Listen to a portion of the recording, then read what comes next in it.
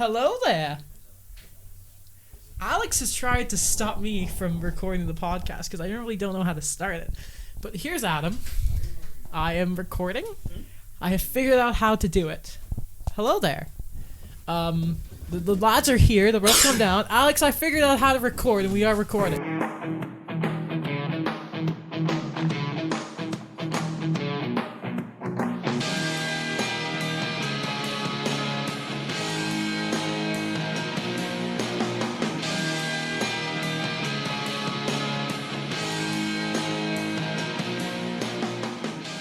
Ladies and gentlemen, normally I would start the show off by saying that we're back, but today's actually very special. Alex, who's there? Daniel's back.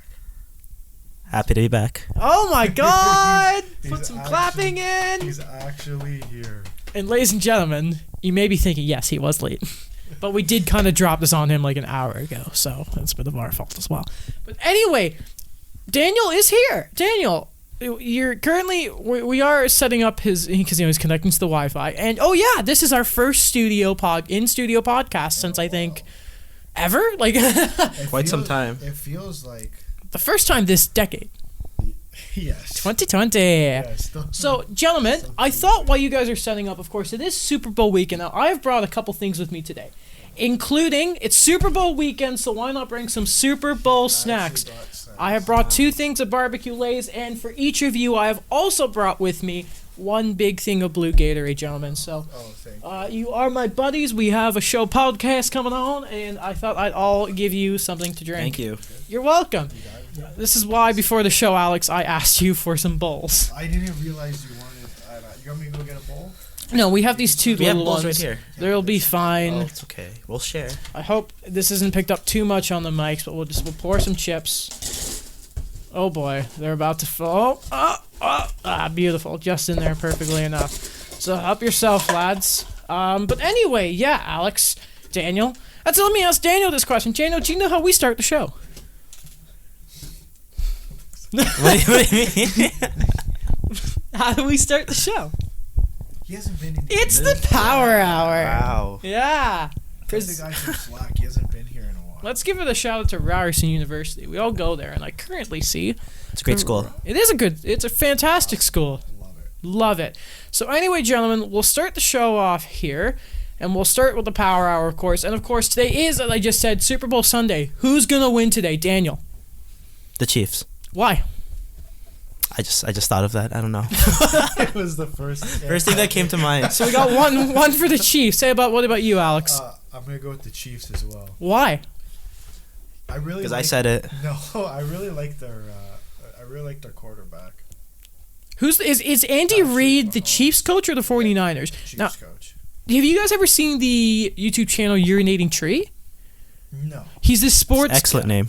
Yeah, he's the way he puts it. I'm not going to swear because we're only just learning audio designing in the journalism school and all that, so I won't make Alex do too much. But he did this video on Andy Reid and talked about how big of a choker he's always been. So I'm going to go for the 49ers, A, because I don't believe in Andy Reid, and B, they're Shea Weber's team, and I have to go with my captain.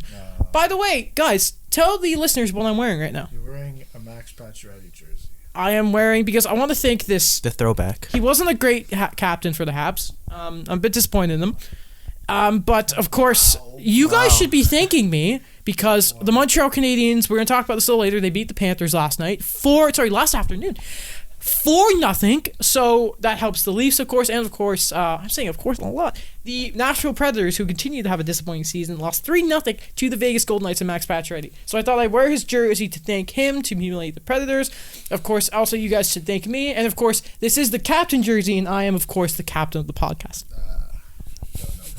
We're off to a great start. Don't know about that one. But hey, next up, I want to talk to you guys about Alex Steen, of course. He had his 1,000th game last night. It was in Winnipeg, which is actually really special because, of course, that's where his dad played his entire career.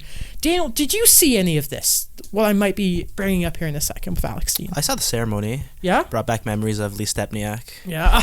Karl Kolyakovo.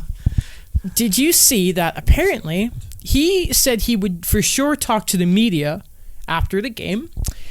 Now, the Blues would actually lose 5-3. But it was actually only 2 empty nets. 5-2.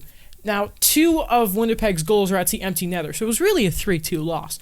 And after he said that he would talk to the media, he actually blew them off and didn't talk about it. Frank Saravelli actually said how disappointed he was.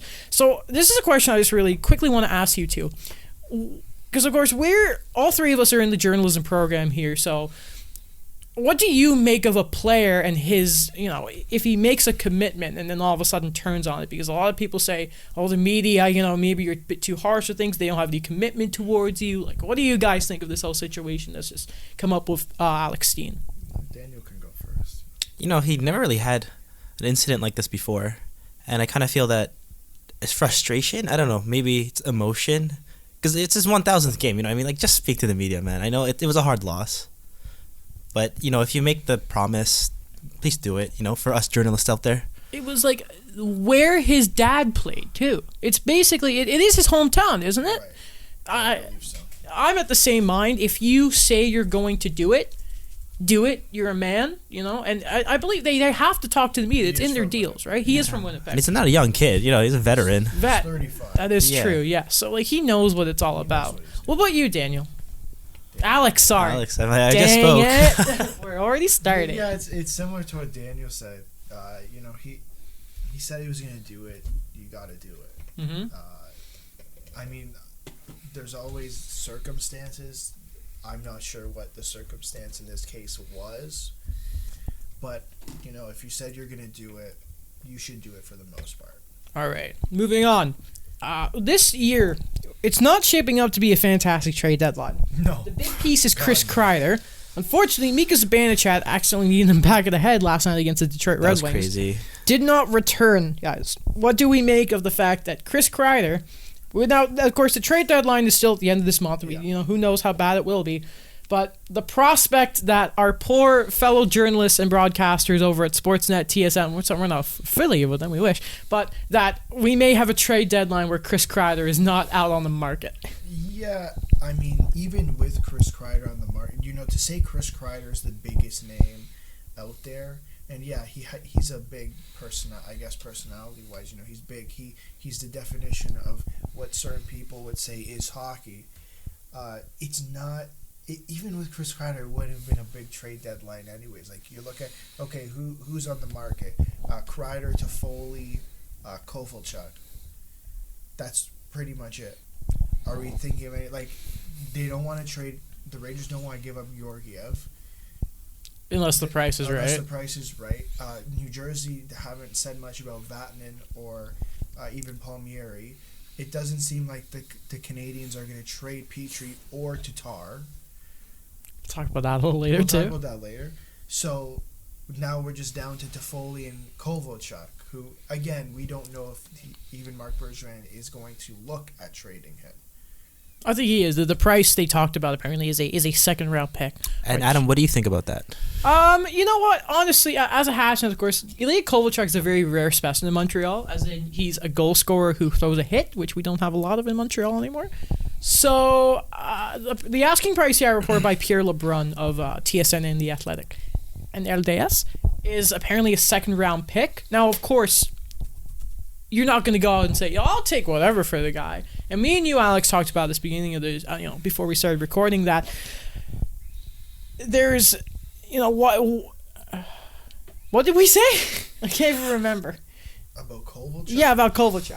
I was making the argument that, okay, I think the GM, if I'm an owner and my GM pays a second round pick, I think it looked bad on the GM because, you had the opportunity to sign this guy in January or late December and you didn't pull the trigger. And yeah, you weren't sure if he was going to do well or not. But considering he was willing to take league min, how big of a risk is bringing in Ilya Kovalchuk? I think now it's changed because when you're at this time of the year, I think your ego has to go to a side for a second. And if you're a contender, you can see a guy that now for sure what he is doing. And you have to give up a second round pick to get him. And I get it, second round picks aren't the most valuable thing in the world, but there's still something. With this draft coming up, it's going to be valuable. Though. Yeah, it can be it can turn into something. Mm-hmm. That second round pick can turn into something. Yeah.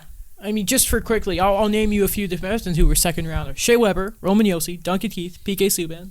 Just for some names. Travis Dermott.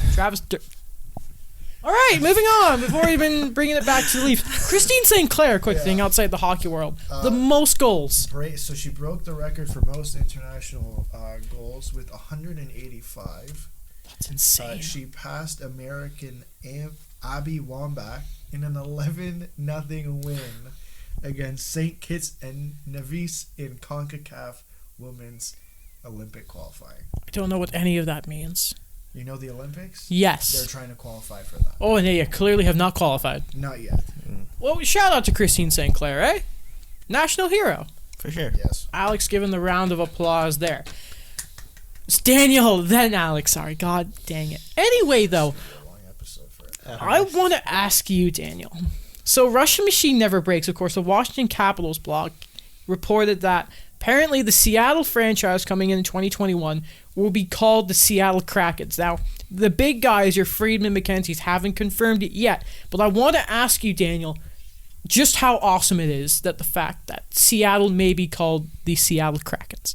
I actually love it. Yeah? Yes, it's unconventional, but it gets your attention, right? Yeah. I'm going to read you guys a tweet that came out from the Seattle Twitter account.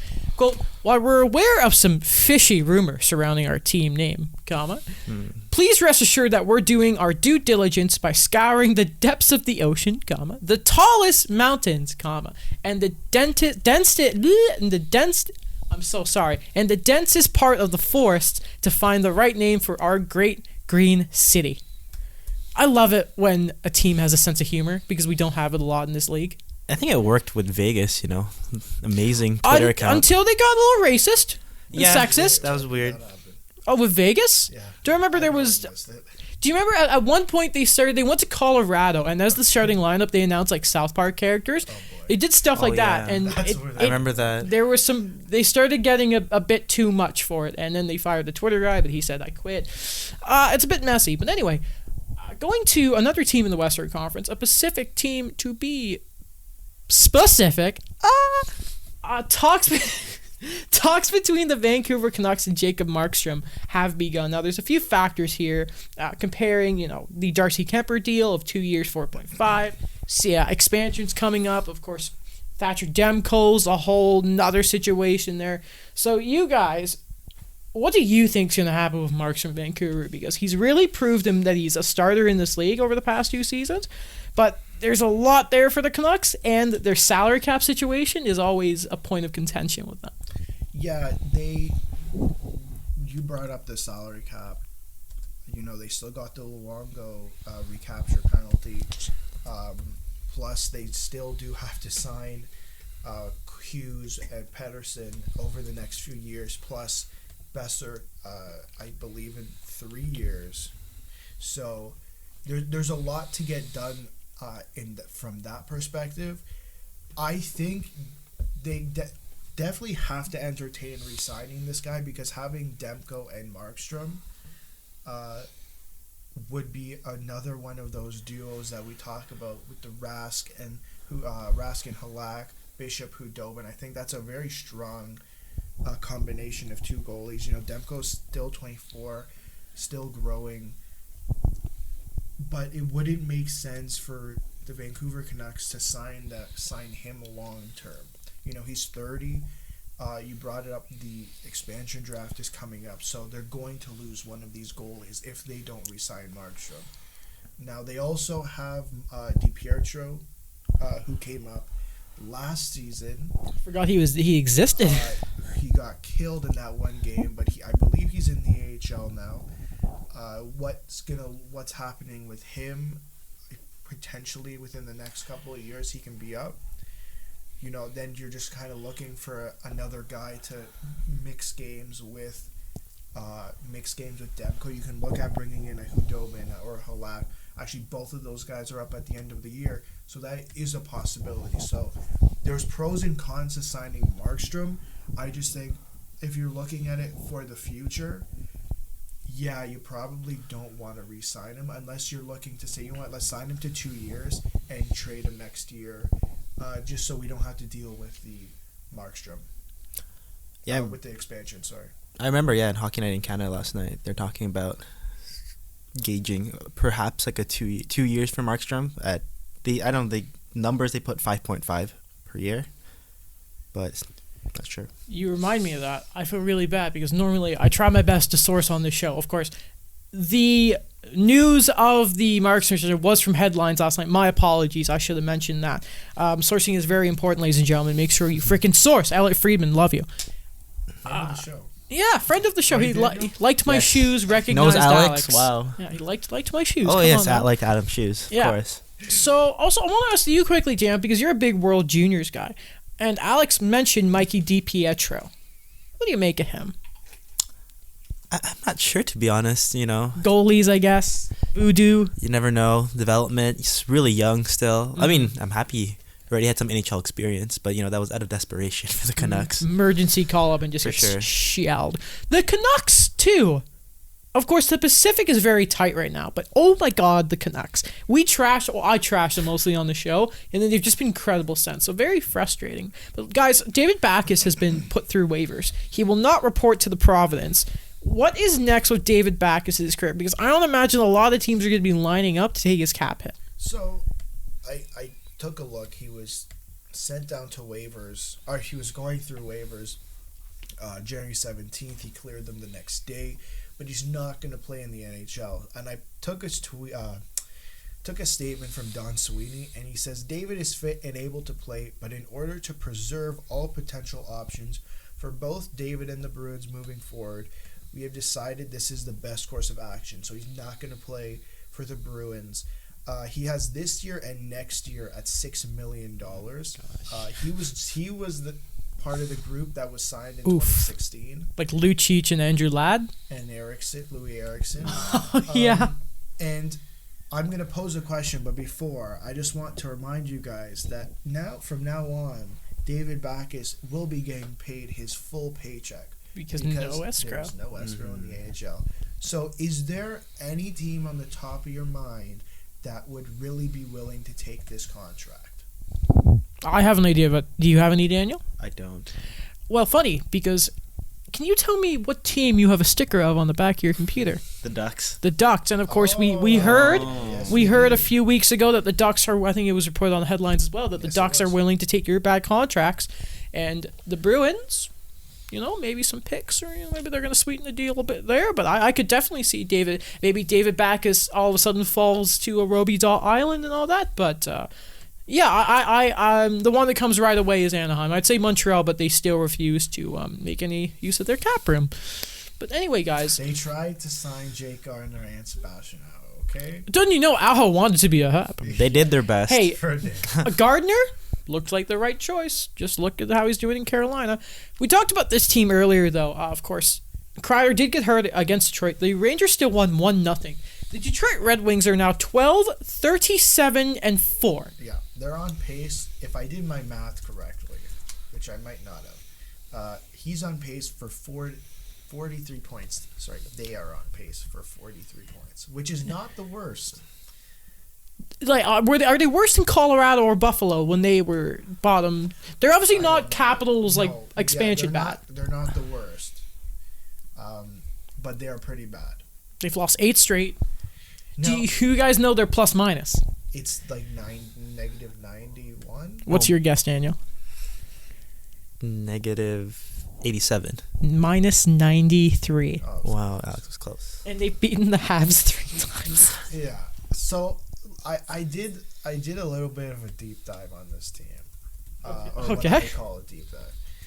You look at this team, and it's still full of bad contracts, right? You got the Franz Nielsen deal, 3 years left at 5.25.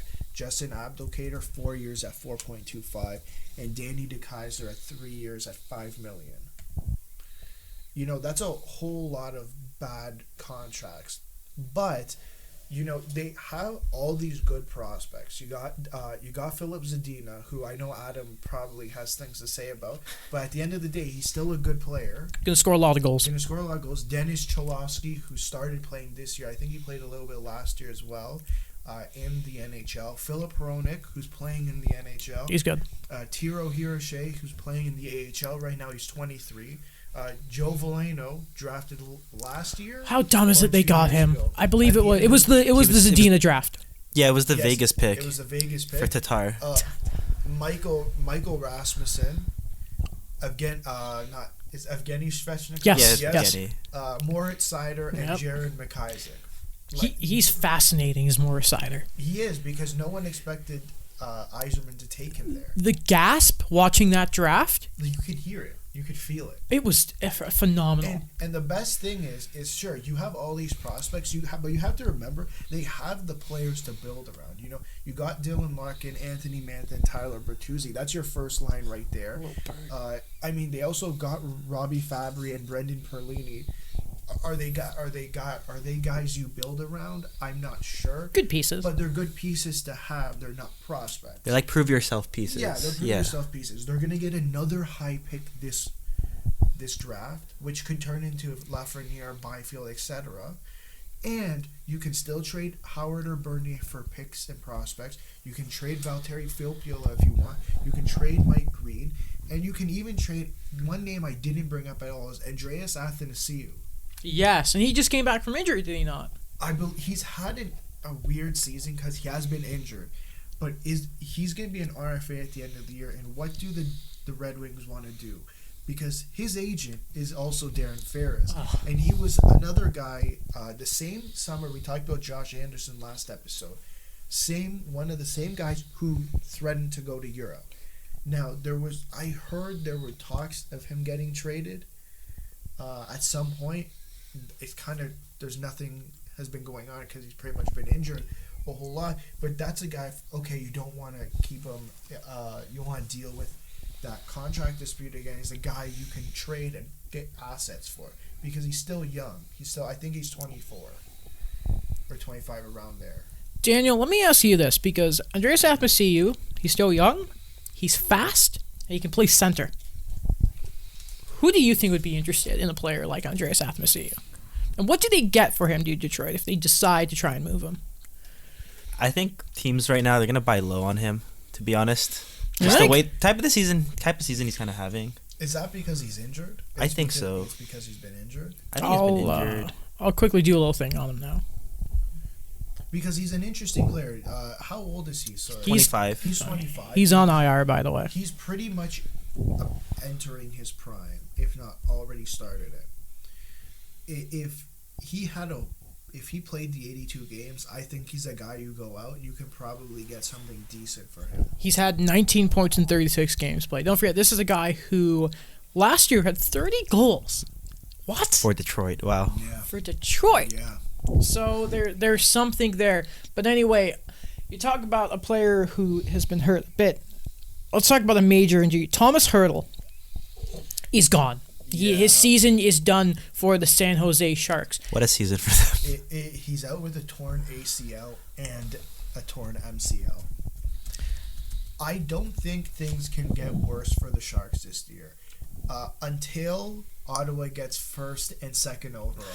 Can I tell you something really That's when funny? Things get worse. Last night was Marc-Edouard Vlasic's 1,000th game. So they had him, his wife, the team dog, Finn, great dog. They had Erik Karlsson, Brent Burns, of course, Buddy Couture was out there in an air cast. Then they had Hertl was there, he's hurt, and it was just, you see this visual of kind of everything wrong with this team. You've got the injuries, three players with some pretty brutal contracts that just aren't playing well enough, so the Sharks are going to be tough to look out for. Also, it's a shame because Hertl was so fun at the All-Star game. He's a personality. It's tough. That sucks so much. What the thing is with this team is, their scoring is down from their star players. Like, they're not putting up the same points that you expect them to put up.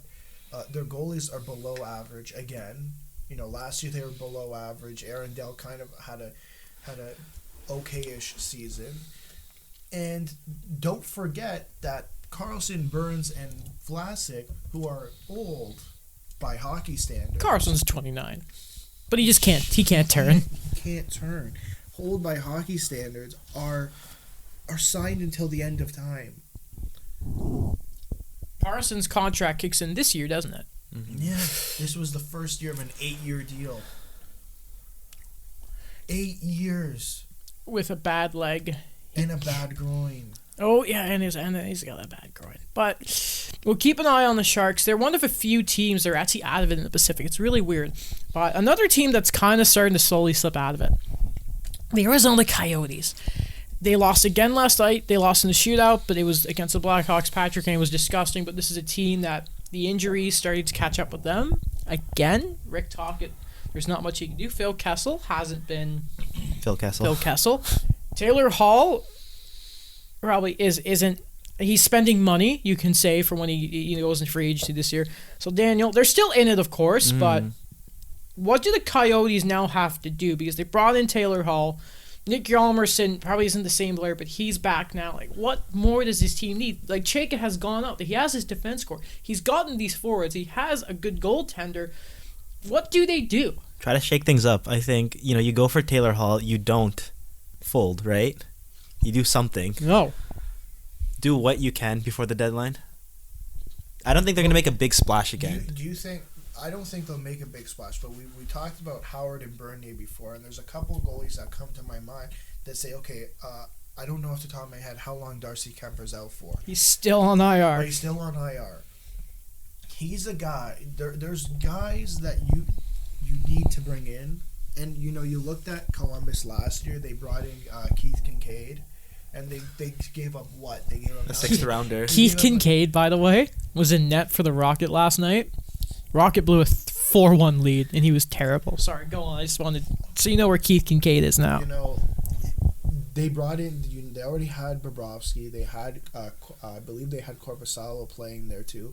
Yeah. And then you bring in Keith Kincaid as your third guy. So if you have to send him down, depending on how long Kemper's out for, you might want to look at bringing in another goalie. Bringing in a Howard, bringing in a Bernier maybe not because he has another year left. Bringing in even a Craig Anderson, someone who can play. Ottawa doesn't need a good goalie. I like that Craig Anderson idea. Ottawa should be looking at shopping Craig Anderson. I don't think they will because he's one of the guys that Team loyalty. Same reason why Mark Boryatsky's still going to be a Senator next year. Give him the C. Or a cup. They might want to look at bringing in one of those goalies who are on expiring deals. All right. Anything to say on that, Daniel? I think, I kind of agree. More stability. Like, do you really trust Antti Raanta? He hasn't with the load, not really. No, he hasn't stayed healthy. He's not been the same since the one stretch he had with the Rangers when Lundqvist was out. I'm just looking at the stats now for Arizona. It's just they have the pieces. It's just nothing's really fitting. You know what I mean? Yeah, they have Keller. He's great. There's another Chigrin. team that fits that exact mold. Who's we're that? Gonna get to them later. Would it? Oh, okay. Maybe. Hey there, Jason Bottrell. Yeah, Will you like it in this city? We'll get to them later because same scenario. They're blessed with scenario. talent. They have all this talent, but again, it's the goaltenders. And Adam and I had this discussion at the beginning of the season that there was a list of teams who have great talent up front and on defense, but where they lack is their goaltenders. And whether people like it or not, a lot of people say this, is that a goalie can win you and lose you a game. A goalie will cost a coach their job. You look at all the coaches that got fired this year, with the exception of Babcock, with the exception of Bill Peters, with the exception of Jim Montgomery, most of them were fired because of poor goaltending. Go look at Fleury's last 5 games when Gerlant got fired. Terrible. Just now moving on, lads. It's time for a pop quiz.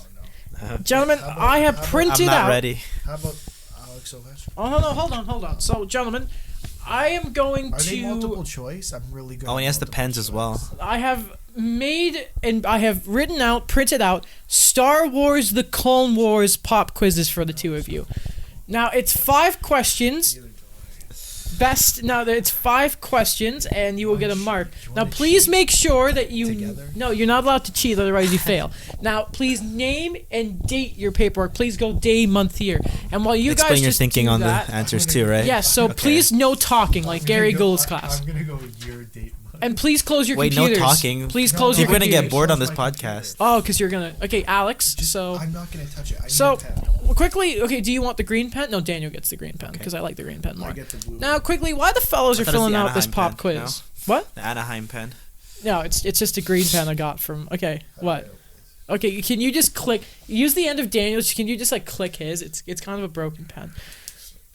Yeah. So why the two are just doing this quiz, and I will read the questions and I will mark them out loud so we know who wins. By the way, I'll figure out some stakes for these quizzes. But anyway, so why this is going on, ladies and gentlemen, I want to give you some insight into what I have to put up with.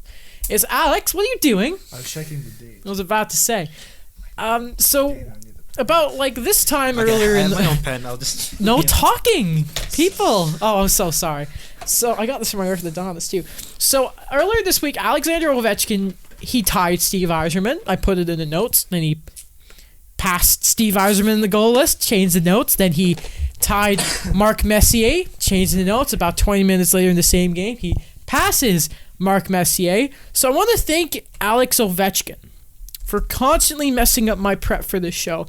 But also, while I quickly get the NHL all-time goal list up, I want to give a shout-out to Alex Ovechkin, who continues every week, just goes out and continues to move up the all-time goal list. He's now sole possession of 8th all-time, 695. Next up in his sights is Mike Gardner with 708, and of course, Phil Esposito at 717. So a shout-out to Alexander Ovechkin and how good he is. Alex, I see you are done your quiz. Please, Daniel, we're just waiting for him. Alex has indeed put his name. Very good. Okay, Daniel is still at question. No, he's double checking his work. That's very smart. He's going backwards. Oh, you're going backwards? Okay, so we're just waiting for Daniel. And while they're marking, I'll let you guys talk about Alex Ovechkin. Ovechkin has 13 more goals to get until he is 7th. Forgot how random this podcast is with these quizzes. I know. You know, how crazy is that? 13 Insane. more goals until he's tied with Mike Gardner. Is he this generation's greatest goal scorer? Yes. Oh, Yes. The greatest, period. It's not even a question. Adam says he's the greatest, period. I'd still argue Wayne Gretzky. Just because he scored 894 goals. You know, I think he can get to 7th this year. You know, he's at 36 goals. I think he's at 36 goals now. I thought he was at 37, tied with Pasternak. Oh yes, 37. So if he has another 50 goal season, he will be tied with Mike Gardner. Yes, you're right. 37 goals. Wow. All right, ladies and gentlemen. Alex has won the pop quiz with a score of 3 out of 5. So I'll go through the questions now. The director of Star Wars Clone Wars was actually Dave Filoni. They just kind of gave George Lucas a credit for the hell of it. The clone, which was a member of Domino's Call, was actually 5s. Cody, Pons, and Gregor were not part of it. And Alex was right. So in the Star Wars Clone Wars movie, Ahsoka Tano, who would become a major character, was actually supposed to be Obi-Wan's, but then Yoda, without saying anything, gave her to Anakin. That's the only way. Asajj Ventress did not die during the Clone Wars. Good job, fellas. And Alex got this one right. It was Cad Bane who broke into the Jedi Temple to get a Jedi holocron. It was a 25% chance. Yeah, so Alex, congratulations, you have won. I Here are your think Pringles. they are Lay's Lay's, barbecue, my you mistake. coward. But anyway, gentlemen, I would ask you what your read of the bye week is, but I haven't exactly looked at that. I have one. Upset. Can I just say it? Sure. Okay. It's from Sports App. Hey, they're decent. It's from Steven Dangle. Steve Dangle. Steve Dangle. Good friend of the podcast as well. Yeah, I love him. Steve Dangle looks back at Leafs trades for Dion Phaneuf and J.S. Giguère. Wow. Wow. Daniel, do you remember that day? I remember. Because I do.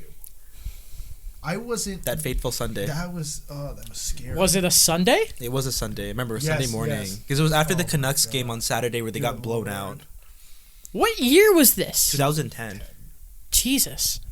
We are children. All That right. scared me. So, guys, I want to play you guys a song.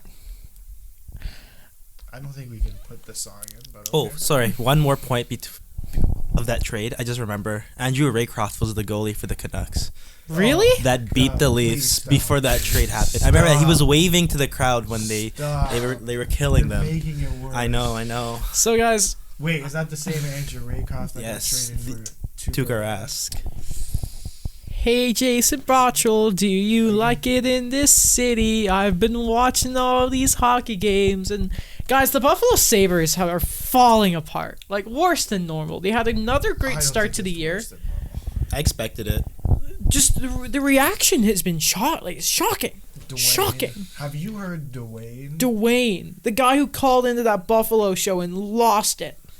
What is going it on? was by far the best thing I've ever heard. No, the Hey There Delilah parody was better. Dwayne, listeners, for me, Dwayne was so funny. listeners, if you haven't heard this, you need to go and do two things. First, look up the Dwayne Collins show on this Bulldog fellow, whoever he is. Go look that up. And then I want you to go on YouTube and search up Hey There Delilah Buffalo Sabres. And there's this girl. Her name is, I'm going to try and find this very quickly. It's I Kate. don't think it was Dwayne. I don't think it's Jason Botto's fault. Well, anyway, the I also girl's don't name think is It's Ralph Kruger's fault either. Melody Martin. Hey, Jason Bottrell. It's the funniest thing ever. Well, I there's blame. Like this poor girl makes in this song that. How did you think that Berglund and Sabatka were enough for Ryan O'Reilly? Yeah, but so Tates Thompson? you Really? you have to look at the situation. No. Ryan O'Reilly- No. Yes, you do. They were asking for the 3rd overall pick from the Habs like 2 days before. How do you go from that to I want Tates Thompson because he's big? Did Ryan O'Reilly want to be in Buffalo? No one you- does. You automatically lose leverage there. You automatically lose leverage when your player does not want to be in your city. The same goes with the Evander Kane trade. You already lost leverage with the whole tracksuit, whatever. You already lost leverage when he doesn't want to be in Buffalo. You look at let's break this down. Look at the contracts he signed. Which one's the worst? Was he there for Okposo? I'm not sure. I'll go check. But I put down the worst one is the Jeff Skinner one. Does he have the same amount of points as Jason Spezza? Yeah, same amount of goals. Was that Myrtle who tweeted that? I believe so. Just quickly, why the other two are doing their research here. Currently, the answer to the scoring goals of the Sabres was these 3 players are the big ones. This guy came in about 2 years ago, actually. No, Connor he did Sheary. sign the Kyle Okposo. He did. So He did not. did not. Sorry. So Connor Sheary, who has at 34 games played, he had 13 points. Jimmy Vesey. Remember the big hoopla around Jimmy Vesey? Yeah. Yes. And I like this player as well, but Marcus Johansson. All those guys are underperforming. They're all having below average seasons for them. So There's there's an issue in Buffalo because it doesn't make sense that Marcus Johansson goes from New Jersey to Boston, has a good rest of the season, has a good playoffs. It doesn't add up. It doesn't add up. His hands were tied again with Kane and O'Reilly. Both wanted out. You automatically lose leverage. You get Jeff Skinner for basically pennies. Yeah. Yes. Lottery tickets. Right? You bring in Montour for a prospect and a pick. You bring in Colin Miller for 2 picks, and you bring in Yoki Haru for Alex Nylander, who was not working out in Buffalo. The only negative there is you didn't need to bring in all 3 of them. You didn't need to bring in Miller and Yoki Haru, who you brought in the offseason. defensemen are still not playing there. Right, so they need to get rid of someone. The only issue I think he hasn't addressed is the goaltender issue. And I put this question out there. What would this team look like with a goalie like Robin Leonard? If the issues in Buffalo are beyond management and coaching. You look at the team they have. You have Reinhardt, Eichel, Olofsson. You have all these guys, like we were talking about Arizona, except Buffalo doesn't have a proper goaltending duo at all, and there's just it's awful there. It's ownership. You heard it in from Dwayne. He's like, ownership is ridiculous. I don't know how you blame ownership. So correct me if I'm wrong here, just quickly, yes or no. You're not blaming Kruger or Botterill. No. What I'm saying is I'm not putting all the blame first off, I don't think a lot of blame should go to Kruger because you look at what Kruger's done in the locker room. Eichel's come out. All these players have come out and said Ralph Kruger has changed the environment in the locker room. I refuse to blame an owner who Why is not? giving you He's money. not there. The owner's not there. You listen to Dwayne. I promise you listen to Dwayne and go search out. How long were the Buffalo Bills a joke? The Buffalo Bills were a joke for the longest time. They've become good, and now he's just said, you know what, whatever. I'm done with the Sabres. Daniel, because I want to get you talking more in this episode here. What do you make of Buffalo? Who is to blame? You know what? I don't know, to be honest. Like, they have all the talent. Sorry, I just saw this random thing. We're talking about Ryan O'Reilly. I remember the mentality of the trade was because they had Casey Middlestad. Do you remember that? I remember that. They still have Casey. Yeah, he's in the AHL, though, isn't he? Hold on. Sir, go on, Daniel. Let me just give a quick look at it's Casey same thing when we talk about Arizona. It's just like they're blessed with these picks and these some of the contracts, and it's just never fitting. I mean, like, there's that gradual, I guess, improvement we see every year, but it's not improvement.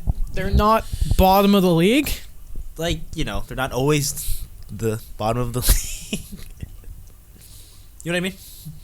No, you don't. No, they are. But do they not kind of deserve this? What do you mean? I don't think the fans deserve this. Oh, the fans never. They're one of the best fan bases in the league. Yeah, they consistently watch outdoor games that they're not involved in. They consistently watch the playoffs where they haven't been since I can't even remember. Imagine if this team made the playoffs. You look at the stuff that goes on when the Buffalo Bills are in the playoffs. People are going through tables. I don't know what the hell's going on in Buffalo. But it would be insane. Yet something's not working in here. He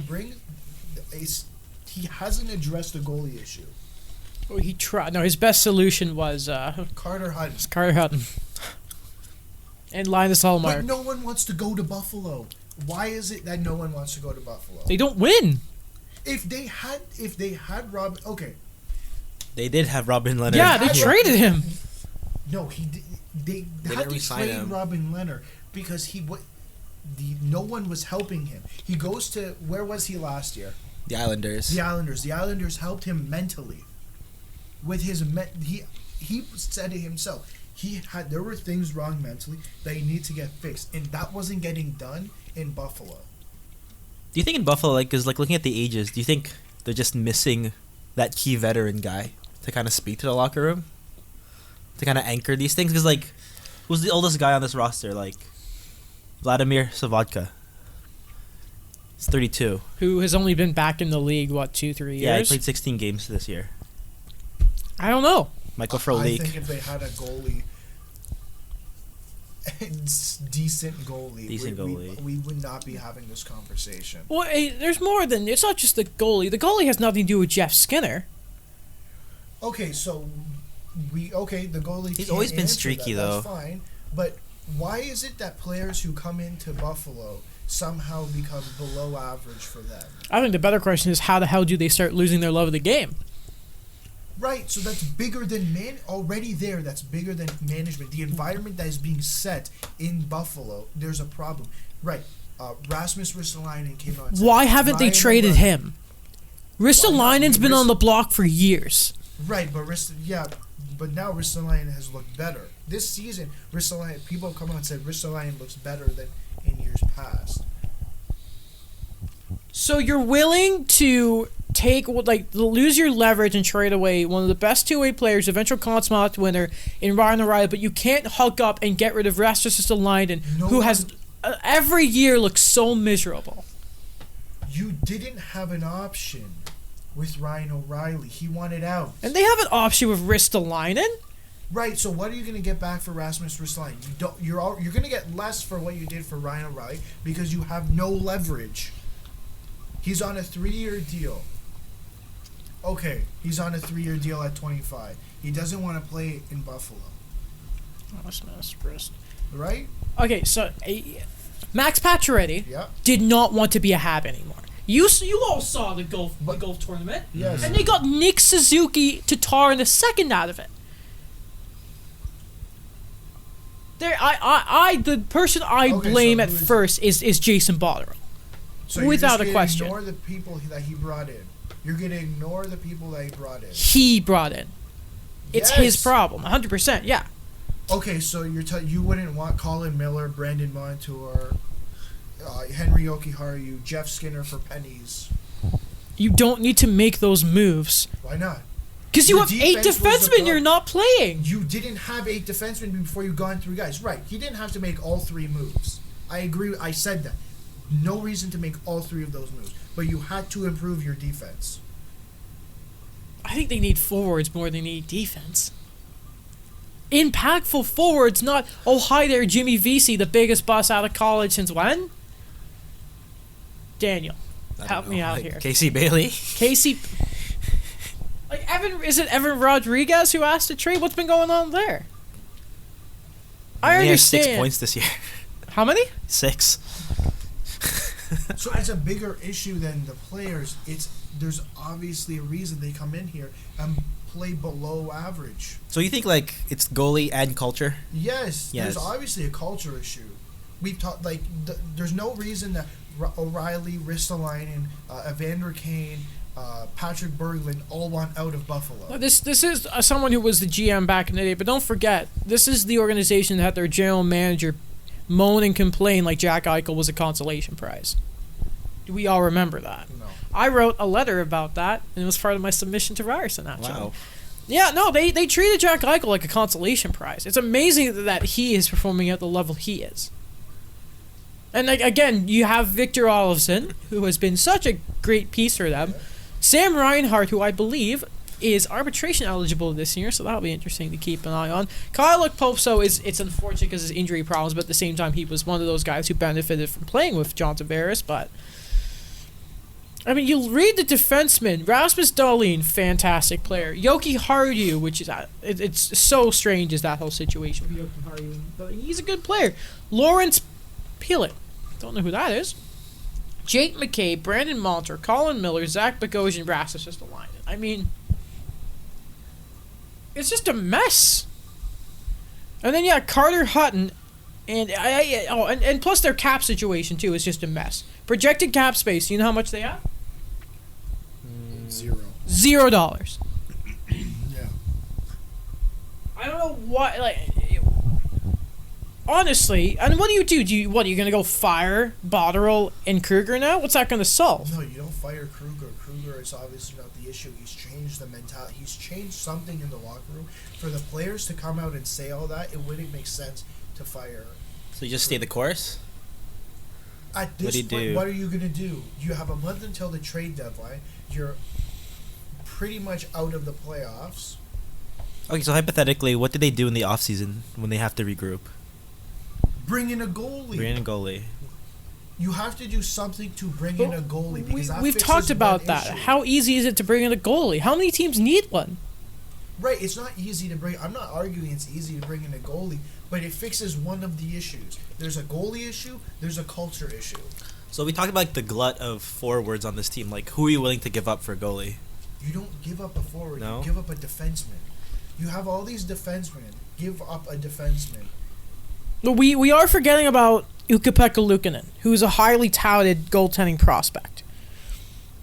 And I mean, with the league getting younger, I'm not saying that's the best solution, but you gotta think that Buffalo is kind of stalling. He is playing for Rochester, or he played some games, like the numbers in those games. I could really have it up here. 1 second. He's played in the ECHL as well. Oh boy. When the ECHL, 2.1 goals against average, 916. I mean, again, Okay, he so is only how- 20 years old, right, but so when is he coming up? I don't know. Maybe If they you- see this as a stopgap for him. I don't know. If He's Mark- currently the... Wait, hold on. if Markstrom hits the open market, I throw money at Markstrom. Robin Leonard too, like you said. I don't think Robin yeah, Leonard that's not happening. I don't think Robin Leonard shows up. Luukkonen's actually spent most of the year in the ECHL. yeah. Yeah, Right, so- 22 games. I don't think. Yeah, he's probably the future, but if you want to bring in someone now, you bring in Markstrom for a couple of years. Yeah. Well, or whatever he wants at this point. I get it, he's 30, but he's proved he's an NHL starter. It's something that this team doesn't have. Yes, sure, you have Linus Ullmark. I don't think he's turned out to he had a good start. I remember talking about Carter Hunt and Linus Ullmark having a great start to the season, but they are not going to keep this up. It wasn't sustainable. It was not sustainable. I'm not surprised we're at this point, but there's a bigger issue than just the goalie. There is a culture issue, and I'm not saying don't put any blame on Jason Brodel. Yes, he didn't address certain issues, but to say it's just Jason Brodell's fault, I can't agree with that. Well, I think that's all we can really say about Buffalo for now. Moving on, though, we talked about inconsistent goalies.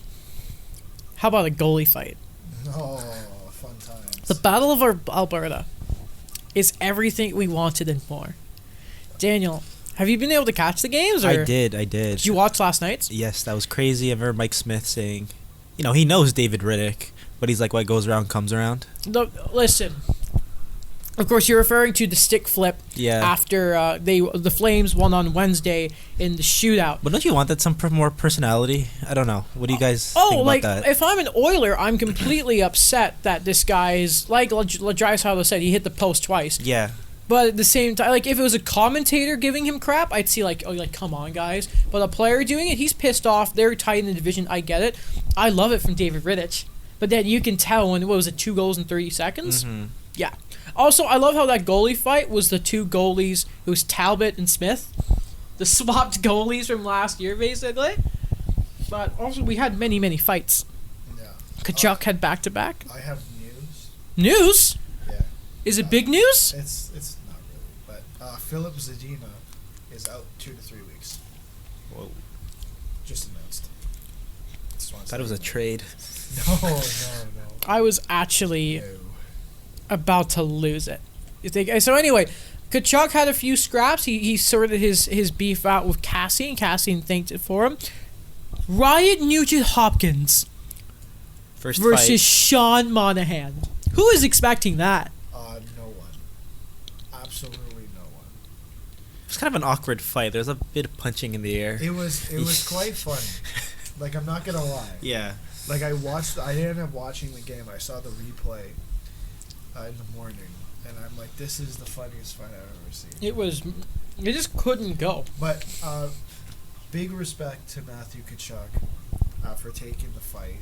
We talked about it last episode. I said, listen, it's just a very messy situation, and we're going to get to Saturday's game, obviously, but the only reason this didn't happen on Wednesday's game is because it wasn't a blowout. Yeah. Only reason. And also because Kachuk didn't go for that Armstrong hit. You see that? He thought about it and he didn't. I think this would have happened on Wednesday if there wasn't a blowout. Also from Saturday, there was the Giordano McDavid stuff. That was on Wednesday. Wednesday, yeah. And should have been a penalty. Should have been a penalty. I don't think it should have been suspension because it's Mark Giordano was not malicious. McDavid was obviously. This isn't the first time this has happened. I know, but no, you have to remember that McDavid is by speed and a defenseman. He wasn't even close to. A defenseman. Well, it's McDavid. You say he's gone for a second and he's already halfway down the ice. That's fine, but again, Giordano wasn't. He has no history of this. Yeah. No, I get that. I'm not saying he should have been suspended. But do we care about the Cassian deal as well? I understand why they're bringing him back, but I just really don't like the dollar value. I don't like the term. Yeah, the 4 term years, is right? 4 years. That's a lot.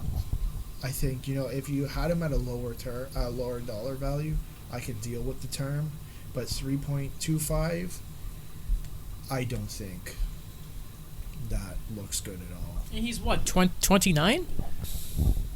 28 or 29, something around there. And we'll preface here that obviously Zach Cassian has had a lot going for him in his career. He was a Hab, but he never played the game because he was in an accident. There was the assistance program and all that. So it is nice to see Zach Cassian turning his life around, and he's gonna get millions of dollars for it, and I'm happy about that for him.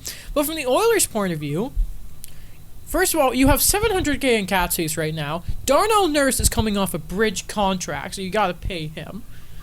And you still don't have any assistance for McDavid. I understand they have a good chance of making the playoffs, barring a complete collapse here. But you don't have the depth to actually make any progress. You're not gonna win a round or two. No, you know who's really stood out to me in the last couple of games he's been up? Kyler Yamamoto.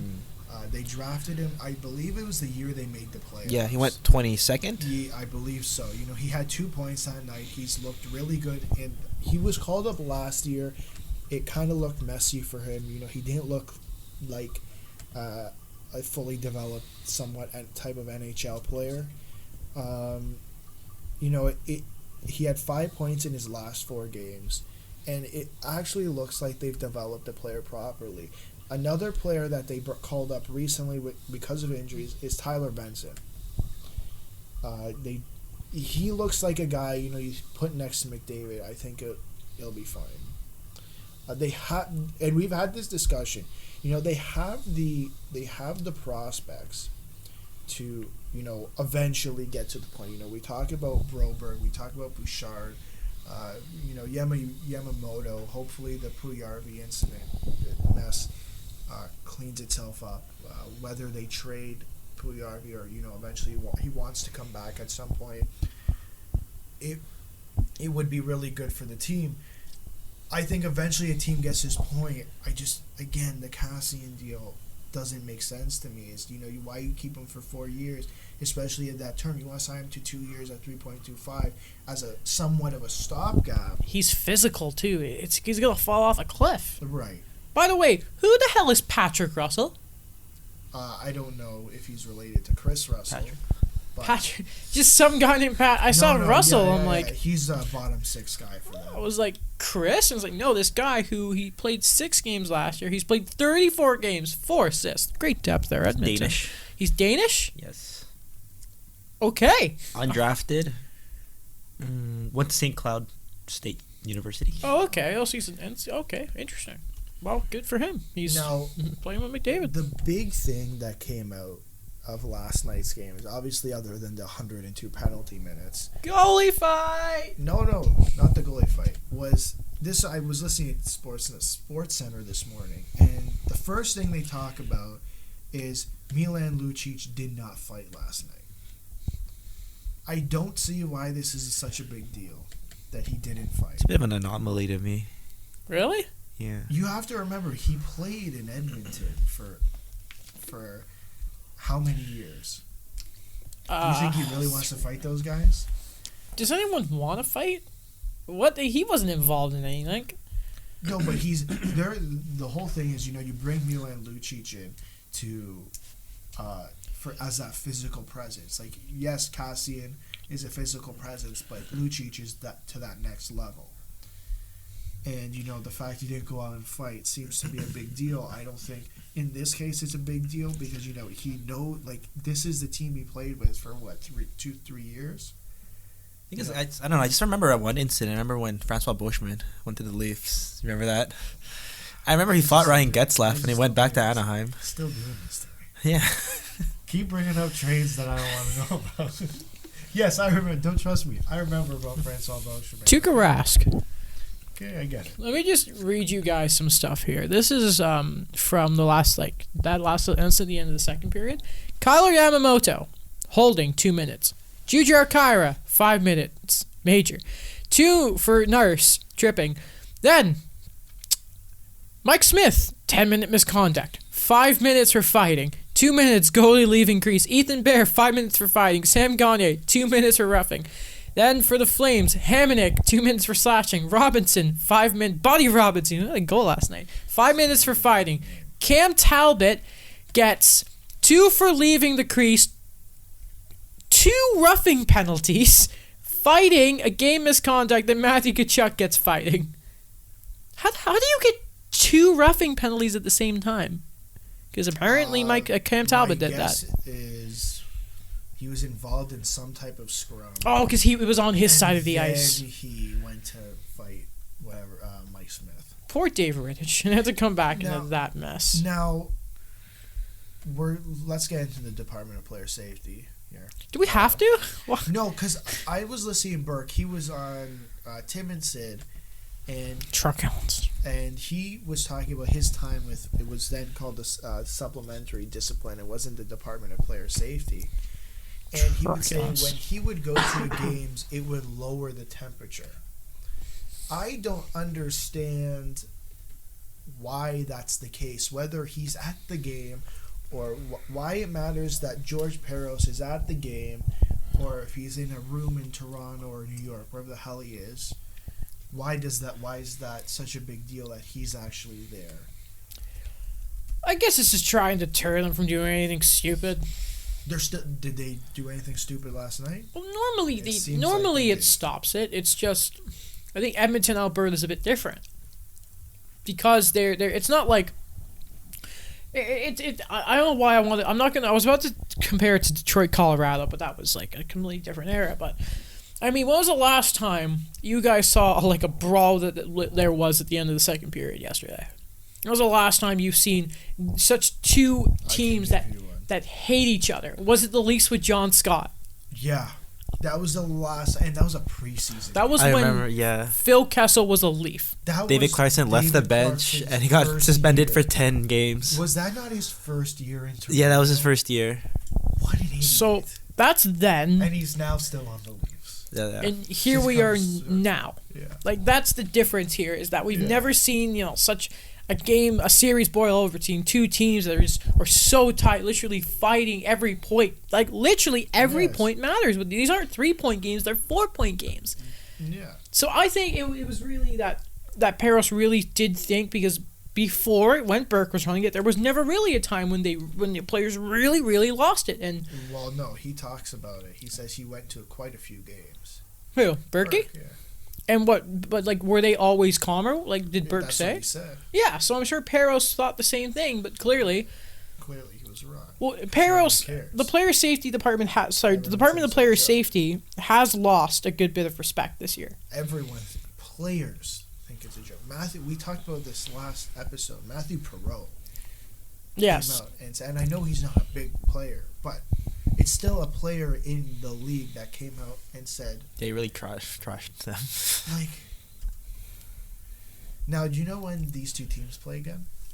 The last Saturday of the regular season. The last day of the regular season. Wow. And it's shaping up to be probably a deciding game for the playoffs. Imagine Battle of Alberta, first round. You know what? I was thinking about this the other day. I'm like, crap. The Habs missed the playoffs, which they will. This show is just going to be all about the Leafs and their playoff run. I'm going to freaking hate it. We'll balance it out. Yeah? I hope so. I was really good with the first round last year. I only missed out on like one series because normally the first round's a mess. But anyway, we talked about the Leafs and Habs. They're both here, gentlemen. The Habs actually played the Blue Jackets today. Did the Leafs play today? No, they played yesterday. Yesterday. All right, so do we start with the Leafs or do we start with the Habs? You can go ahead. Ladies and gentlemen, Jesperi Kotkaniemi was sent down yesterday. Now, I did make a video on my YouTube channel. Did you guys watch it? I will after this. Yeah, it's funny because I saw there was no views on it. I'm like, huh. I was prepping for the podcast. Same here. Yeah? Yeah. Yeah? Because I thought you only knew you were coming on the podcast about an hour ago, Daniel. Lying cheeky bastard. No, but anyway, there's this really funny quote I want to read to you guys. It's from Arpin Basu of The Athletic. Jesperi Kotkaniemi, after his scrum in Laval tonight, made a point of telling me he thought my question sucked. Kid hasn't lost his sense of humor. Quote, "What question was that? That was the worst one. You need to pick up your game. You're going to get sent down." So, like, KK has a really funny sense of humor. He's Finnish and all that. And I in my video, I made all the points and you need to. I think it's Jesperi Kotkaniemi's had a bit of a rough year. He had a good start, but then, of course, once Drouin and Byron left, when they got hurt, that's when the wheels fell off for the entire team. And don't forget, at the beginning of the year, end of October, actually, Jesperi Kotkaniemi had a groin injury. And by the time he was back is when the losing streak started. And then what happens in their 8th straight loss? or the 7th straight loss, they played the Colorado Avalanche. And I was at that game, and that was the game that he got his concussion. So he's had some injuries. There's always that myth about the sophomore slump. He hasn't had the best line mates, but lately he's been playing with Lehkonen and Paling, which I think they're good players, especially Lehkonen. And he just hasn't been producing. He's had, I think, 3 goals since November 28th, and that's it. So it's the right move in my opinion. He'll play, like Nick Suzuki said, I just saw a quote that he needs to play a lot of minutes. And Yoel Bouchard, if you guys have ever seen anything about him, it's just he's been working miracles. Somehow the Rocket are still in the playoff race, and the Habs have just been calling up and down players. So I don't know what it's gonna really. I don't know how it's gonna go for Montreal this season. Carey Price has it's really weird. After I said we should lower our expectations of him in one of my videos, 2020 he has been amazing. And it's very frustrating. He had a shutout yesterday. The Panthers announcers said shutout with 30 seconds left in the game. And I nearly lost my mind.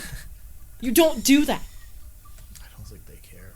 They are the worst. They were down 3-0 with about 10 minutes to go. And they were calling out the refs for not giving the Florida Panthers enough power plays. I was like, you're not winning this game. We're not the Leafs. That's right. I said it. Yeah, that's right. So, I don't know what his problem is. But yeah, so the Habs beat the Buffalo Sabres, which was awesome. I don't know. I don't know what there is to say about the Habs. They're not going to make it. They're not going to give up. Yeah, but that's okay. Your GM still thinks you're in it, and he's not going to get rid of it. He's holding on to Kovalchuk. I'm sorry. You got to tear it down, but he's not going to tear it down. We've talked about it before. Yeah, it's ridiculous. It gets to a point where you have Petrie and Tatar, and you have players you can bring in, and sure, they're not going to be as effective right now, but are you trying to rebuild, or are you trying to retool like you've been for the last how many years? They think it's a retool. They're going to be a better team next year. That's not even a question. But then the problem is just how good. So you're not going to get rid of Petrie and Tatar. No, because you're going to be a better team next year. And what happens next year if you're not a better team? Then what? Now we're stuck in the same situation. You're not going to get as much as you could for Petrie, and you're not going to get as much for Tatar because you only have them for one playoff run. It won't be. Well, let's not discount it. They're still going to get a good price. It won't be nearly as much, but it will still be enough. Okay, what are you going to get for Petrie and Tatar next February 1st? You're still going to get like a first and a B prospect at least. Okay, so what are you going to get for them now then? More than that. Okay, what? I'm asking. Yeah, no, you could probably Vegas. You get whatever you want from Vegas because that's like Jeff Petrie's the exact player that they need. And if you saw they were willing to go with Suzuki in a second for Pacioretty, and they have an impatient owner. Pacioretty is better than both of those players. You can't compare a defenseman and a forward. Okay, so he's better than Tatar. I think Pacioretty gets you more than what you got for Pacioretty is more than what you'll get for Jeff Petrie. I get he's a right-handed defenseman. I don't know about that. No, I don't think you. Tatar for sure, but Jeff Petrie. Yes, Jeff Petrie's on pace to have a 50-point year. Again, I still don't think. Well, these last 2 years, I'm just looking at that now. I don't think you get more for Petrie than you did for Max Pacioretty. What about you, Daniel? I don't know. It's like name kind of go with it, like Max Pacioretty, Jeff Petrie. What do you think? What, like the name value of captain of the Montreal Canadiens? Yeah, like name Well, we're talking recognition. about it. Think about it like this. Again, Pacioretty's value was in the toilet. Look at his last year when he was in Montreal. We all remember that golf tournament. So his name brand at that point. Yeah, okay, he didn't have the greatest of seasons, but based on past performance, we can assume that if you bring him into a different environment, that he will do better, which is exactly what happened. Yeah. Right. So they know Pacioretty is would you consider Pacioretty an elite winger? Yeah. Okay, so really? you can bring.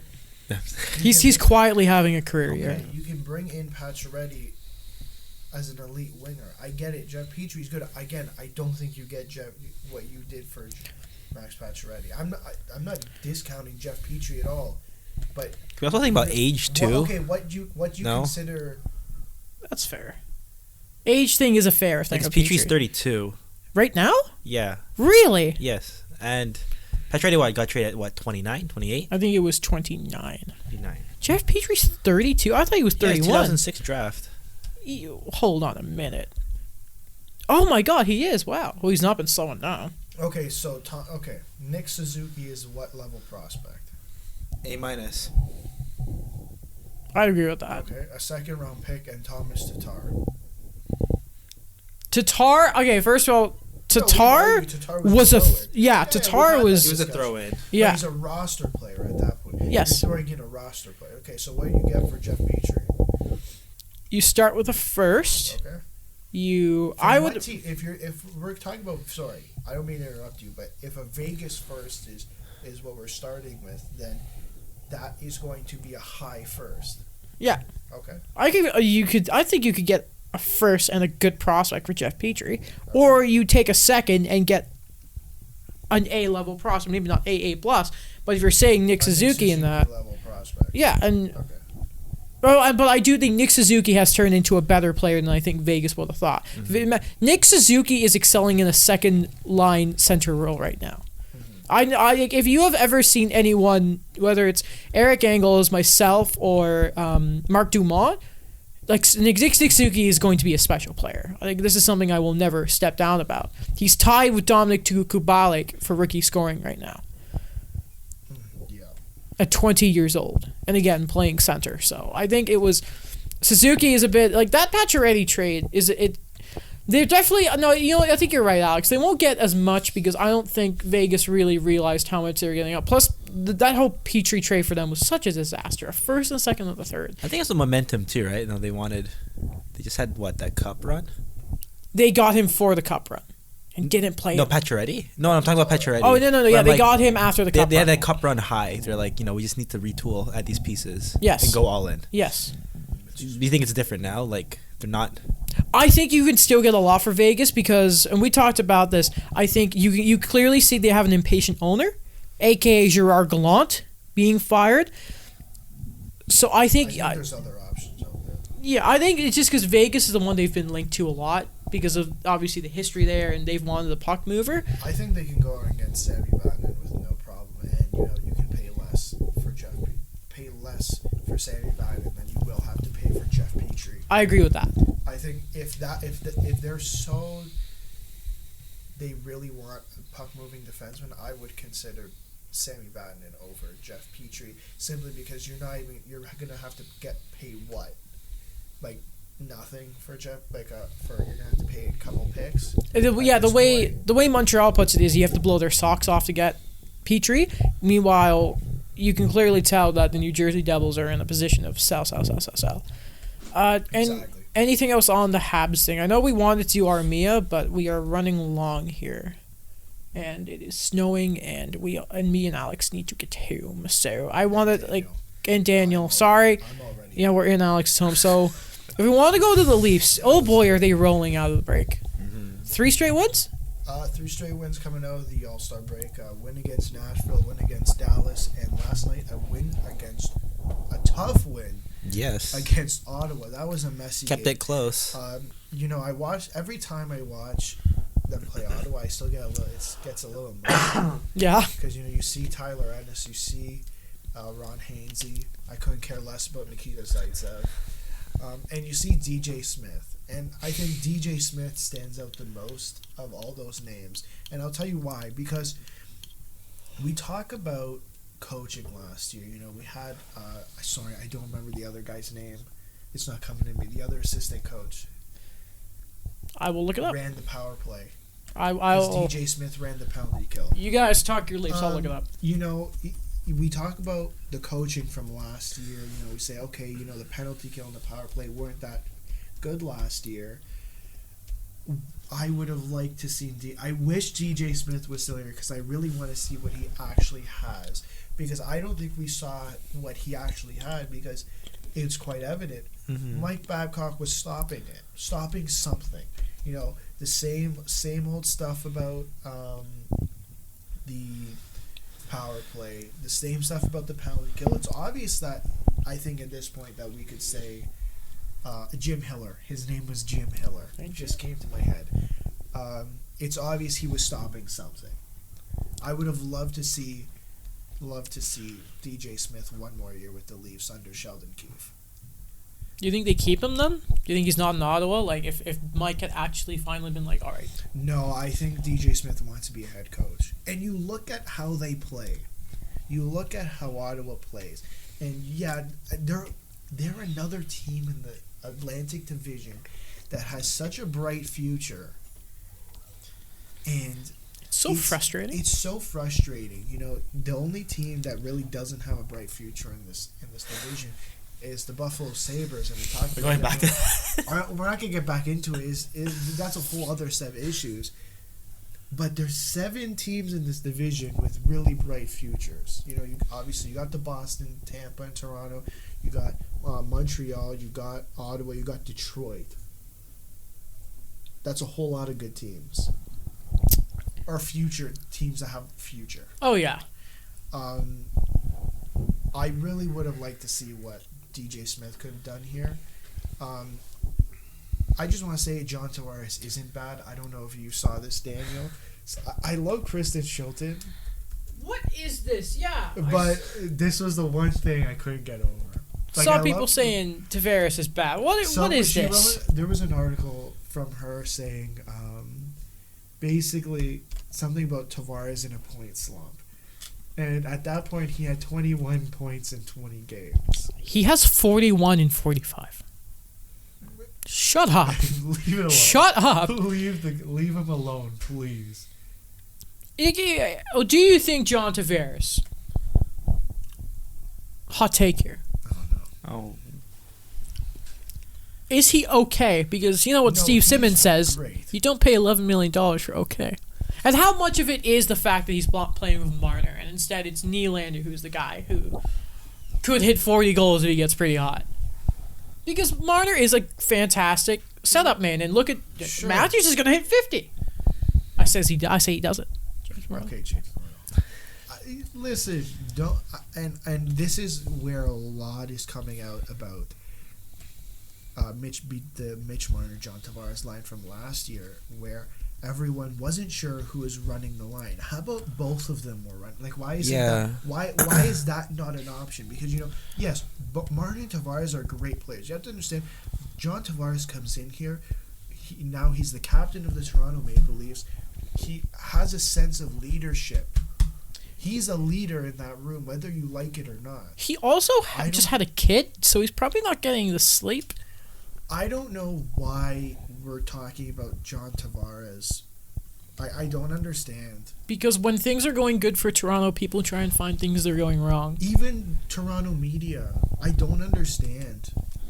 I get a headache watching Sportsnet sometimes in TSN because I'm like, just talk about something else. Like, Tavares is good, stop it. Like, Tavares is good, and I want to ask Daniel about Nylander because I talked about him last episode, but you wrote an article last year about William Nylander. I know. So I'd like to get your thoughts on William Nylander. I remember, we talked about this. And why they should trade him for Dumba. Oh, I don't know. No, Hot take. I have a really big bias on Matt Dumba. Why? Because he's half Filipino. Okay. And, solid World Junior guy. 2013. Okay, so I guess the question I have for you, because I think I've talked about William Nylander like every other episode, because there's always something new to talk about, whether it be, he started off this, like, recently, he's been really good, so I was talking about that. Then for a couple of weeks, everyone's just been absolutely dumping trash on William Nylander, and I don't get why. I don't understand why. Why is he and I understand you're looking to trade an impact player, to bring in an impact defenseman, but why does it right now have to be William Nylander? What are your options? For me, I look at the trade market. What are you getting for William Nylander? I think it really is Dumba, because you're not going to trade him for Vatanen. No, you can't trade him for that. It doesn't make sense. You look at, I don't know, I was reading, I think 31 Thoughts talking about this. Other shows were talking about it. The Leafs aren't bringing in a rental D. They want a hockey deal. They want longevity. They want longevity, which I think I brought up to Adam multiple times before this episode. So who are you bringing in? The obvious one here is Matt Dumba. But is Matt Dumba the solution to your problem? It's like bringing in Tyson Bray. He's a high offense guy. Is he that great defensively? I'm not sure. No. Probably not. It's like bringing in Tyson Barrie. It was like, and I'm not downplaying the Tyson Barrie deal, because a lot of people trash on the Tyson Barrie deal, but you have to look at it from a different perspective. If we didn't have Tyson Barrie right now, what would the Leafs' right side look like? Cody Ceci, Justin Hall, and whoever the hell else. Marty Marinson just cuz. Marty Marinson just cuz. You're telling me that defensive right side is better than what we have right now? Then imagine Morgan Riley's then hurt. We're in a whole other set of issues. I understand you like Nazem Kadri, like people like Nazem Kadri. He brought a different personality, I'm going to call it, to this team that this team really now only has with Jake Muzzin. It doesn't, he obviously wasn't being used correctly, especially last year. It didn't make sense. He had his statistically worst year, and why would you play a second line player on your third line, considering the way Babcock was rolling his lines? And the way he's playing in Colorado right now is the exact reason. You're telling me if he was still on Toronto right now, he'd be putting up those numbers? Probably not. Probably not, because he'd be playing third line minutes. Mm-hmm. Some players can do that sort of roll and change, but that's the reason why you see a lot of high draft pick guys and they just don't make it because they can't adapt to that. Sam Bennett's a perfect example of someone who has. But let me ask you this, because you brought up toughness. You brought about Jake Muzzin, of course. It's been talked about a lot, including on headlines last night, that Jake Muzzin in contract talks, they're talking. But it's going to be a tough one, because obviously he wants money. He wants some term, obviously. Why wouldn't you at his age? And he's won his cups and all that. Now, the problem is the Leafs, their cap situation isn't the easiest thing in the world. So I want to ask you guys, what does the ideal Jake Muzzin contract look like? Because we have talked about this many, many times, Alex, that Jake Muzzin has had a lot of mileage. He's won 2 cups. LA was a physical team. You remember those battles with the Blackhawks? You give him a year or two too much, and that's going to be dead money, because he's going to fall off a cliff, and it's a high cliff to fall off. So, Daniel, what does that deal look like? Term, 5 years. You think? I don't know. It's because I'm trying to balance out because I remember they were talking about, I think maybe it was Elliot Friedman. It's they said the number was 6 and 6. Yeah, probably be Elliot. Yeah, friend of the show. That's way too much. But it's what he wants. But I don't know if you're willing to kind of. If you're Muzzin, I think the term is a problem. Would you be that bad when it comes to the money? No, 6 is reasonable for him. If you want to do $6 million, I'd be very comfortable giving him $6 million at 4 years. 4 years. But what does Muzzin take? Because I think he wants. If he wants 6 term. years, okay. Here's my thinking on it. You look at what the Leafs have on the left side. You obviously have Morgan Riley. You have Rasmus Sandin, and you have Travis Dermott. If you bring back Muzzin, I don't know what you do with Dermott. JD Bumpkus is talking about you put him on the right side. Okay, if he can play on the right side, sure, that's fine. The second coming of Ron Hainsey. The second coming of Ron Hainsey, yes. God damn it, Daniel. If you bring back Muzzin, I don't think you can give him more than 4 years. I think $6 million would be fine. I'd be fine with $6 million. It's just a tough one. And let's just remember here. That's a tough contract. People say he's got to choose between winning and his money, and then because this is all we all know this is what the conversation is gonna be. He'll be a Leaf. People love that type of player. They love the rough and tough. And if they win with him, he is set for life. So is he more valuable than Tyson Berry in these negotiations? Yes. Oh yeah, Barry's gone. Barry's He's been gone. more than gone. He's out the door. Another guy who spent money is Tyson Berry. I don't know. Listen, I understand why you say that because he had a poor start to the season, but I think there's a team out there who'd be interested enough to overpay him on the open market. The Minnesota Wild. For 8 years, please, for the love of God. I was gonna say Vancouver Yeah. because, but No, not Vancouver. They're so careless.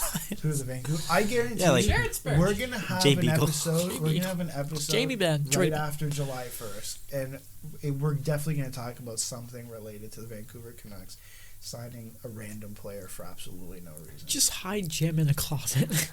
Alex He Chason. needs to sleep for the entire Ah. July 1st. God, Alex Chason was a weird one. Antoine Roussel, Oh, that's Yeah. another bad one. Alex Chasson's in Edmonton. Though. Yeah, still a stupid deal. He had one good heater and he got 20 goals. Yeah, What are you because doing? he plays with McDavid. The same reason Zach Cassidy just got $3.25 million for 4 I years. hate when you just can't put a good player with McDavid. Like, stop giving him Josh Archibald. Anyway, fellas, excuse me, is that everything? Josh Manson is not coming to the Leafs. Oh, Okay? The did Ducks you love see him. what I- Elliot I said? know. He's like, I- yeah, yeah, that's that made not me laugh. happening. So one dog. team told me that the Ducks probably love Josh Manson more than your wife loves you. What a great line. Yeah, man, that's not happening. It's good that they put a thing on that because that's been a rumor for years. Josh Manson. I mean, he No. seems like the perfect fit. You know, you look at he's a defensive defenseman. He would fix to a certain extent. He would fix the Leafs' issues. One more thing. Okay, Daniel, I have to ask you this. Are Leafs fans overestimating Kapanen and Johnson? Yes. Yeah, they're 100%. you know. To be honest, like you could kind of see, they give you what they have shown you, but people are like, just bank on the potential. Yeah. Here's the thing. We've had this discussion, Adam and I, off the podcast because we both listen to the Steve Dangle podcast. Not as good as ours. Oh God, it's the third time he said that. And Adam Wild mentioned that Who's that? both those players move the needle, and I'd make the argument that they'd move the needle on certain teams. Not every team. You say you trade them. If you trade them to New Jersey, yeah, probably moving the needle. That's a little the bit. question is who's the team that sees those guys as two legitimate top six? Because we've seen Janssen I think can't stay Janssen- healthy. I think Janssen can be a top 6 player. I think Kapanen can be a top 6 player on certain teams. A It's certain not, combination. And yes, he not needs the on puck. This team. Not on this team because it's you look. He'll. I think Justin Bourne says this a lot. He'll provide you what he does on the third line. He'll also provide you the exact same thing on the second line. So just play him on the third line. Yeah. So He's the then- type of guy who can make a lot of money playing with Sidney Crosby, probably. Or Connor McDavid. Yeah, he gives that spark. He's a bit of a prick, too.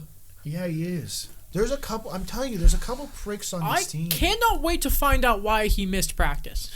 Yeah, we're gonna Sorry, find out why? Not Monday. why, because but what Well, this he probably personal did reason practice. is. It would be something funny. Overslept. I don't know. Probably with too many of his girlfriends. Anyway, ladies and gentlemen, I think that's going to be everything for today. If you did enjoy this episode of the show, you should, of course, go like, share, all that kind of stuff. Wherever you're listening to it, whatever you can do to keep listening, leave a review of all that. Let us know what do you think is going on in the NHL. Talk to us about Jeff Petrie. Talk to us about Kasperi Kapanen. We'd love to hear you. Daniel, thank you, as always, for coming on. Thank you. Hopefully you can come on more in the future. I hope so, Hopefully, too. we'll work on it, but we will continue to have these pop quizzes, and we're going to figure out... Because you won the first quiz we did over Skype, right? Yeah. So he's up to nothing. We're going to make it the end of the year instead of the every month punishment thing. We'll figure it out. Thank you, everyone, for listening. Of course, in the link of in the description, you'll find all the social medias. Go listen to the show on YouTube, Instagram, their Instagram page. We have that all set up. Yeah, Alex runs all that. Of course, check out all of Daniel's stuff you're writing for the Eye Opener now. Yes. So go check all that out. You're doing recap is just basketball or For now, probably gonna add in more hockey games. Well, yeah, stay tuned. There's gonna be a sports issue for the Eye Opener in March. yeah. Do they need more people to do hockey? Yeah, just reach out. I'll be writing a feature on hockey players and what does it mean to be black in the sport. So I like We'll it. see. I like it. All right, then, ladies and gentlemen, thank you for listening. We love you. Don't listen to the other podcasts like SCP. Listen to ours. Goodbye.